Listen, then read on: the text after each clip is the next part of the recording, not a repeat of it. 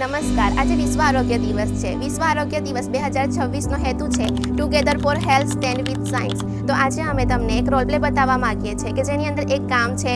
ગામની અંદર પ્રાણીઓ અને લોકો અને પર્યાવરણ એકબીજા સાથે રિલેટેડ છે અને એની અંદર એક અજાણી બીમારી ફેલાઈ રહી છે જે પ્રાણીઓને અફેક્ટ કરે છે, લોકોને અફેક્ટ કરે છે. તો આપણે જોઈશું કે હેલ્થ કેર ટીમ અને વિજ્ઞાન સાથે મળીને કઈ રીતના આ સમસ્યાનો ઉકેલ લાવે છે. આશા વર્કર ઘરે ઘરે જઈને માહિતી એકત્ર કરે છે. પ્રાથમિક આરોગ્ય કેન્દ્ર પર હેલ્થ કેર ટીમની મીટિંગ થાય છે. મેડમ, આજે હું ગામમાં વિઝિટ માટે ગઈ હતી. ત્યાં મને એવું જાણવા મળ્યું કે ત્યાં ઘણા બધા ગામમાં લોકો બીમાર છે અને ઘણા બધા લોકોના ઘરે ગાય, ભેંસ, ઢોર જે બી છે એ સરખું દૂધ નથી આપતા અને સરખું ચારો નથી ચલતા. બધા જ લોકોના લક્ષણો એક જેવા જ જોવા મળે છે. તો શું કારણ હોઈ શકે આની પાછળ? હા મેડમ, ઘણા બધા લોકો મારી આગળ પણ સમસ્યા લઈને આવે છે કે પશુઓ બીમાર છે, લોકો બીમાર થાય છે. તો શું કારણ હોઈ શકે આની પાછળનો? આપણે એનો ઉકેલ લાવવો જોઈએ મેડમ. મેડમ, હું પ્રાથમિક ડેટા એકત્રિત કરી રહી છું. ઝડપથી કેસ વધી રહેલા જોવા મળે છે, ખાસ કરીને ચોક્કસ વિસ્તારની અંદર. તમે મને જે કીધું એના બેઝિસ પર આ સમસ્યા બહુ ગંભીર લાગે છે.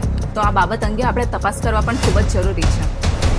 જો આપણે આનું સાચું કારણ જાણવું હોય તો માણસો, પ્રાણીઓ અને પર્યાવરણ ત્રણેમાંથી સેમ્પલ લેવા ખૂબ જ જરૂરી છે. આ ત્રણનું સંતુલન જાળવવું ખૂબ જરૂરી છે અને એના માટે લોહી, પાણી અને યુરિન અને માટીની તપાસ હું કરું છું. ઓકે, તો મને આ વન હેલ્થ ઇશ્યુ લાગે છે. તો ચાલો આપણે બધા આપણી ટીમ લઈને ગામડે જઈએ અને તપાસ ચાલુ કરીએ. આરોગ્ય ટીમ સેમ્પલ કલેક્ટ કરવા માટે ગામમાં જાય છે.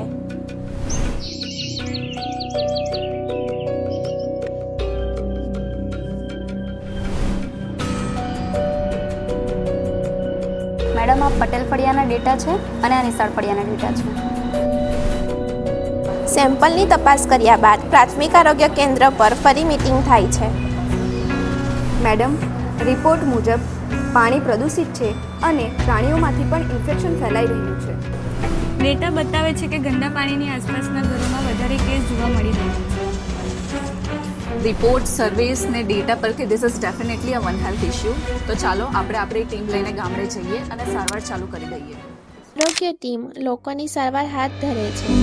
તેઓ લોકોનું ફૂલ બોડી ચેકઅપ અને આરોગ્ય શિક્ષણ આપે છે. આપણે આરોગ્યમય જીવન જીવવા માટે આપણે પૌષ્ટિક આહાર લેવો જોઈએ.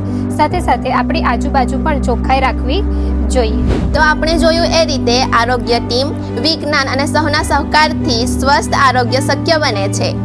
વિજ્ઞાનનો સાથ, આરોગ્ય જીવનનો હાથ.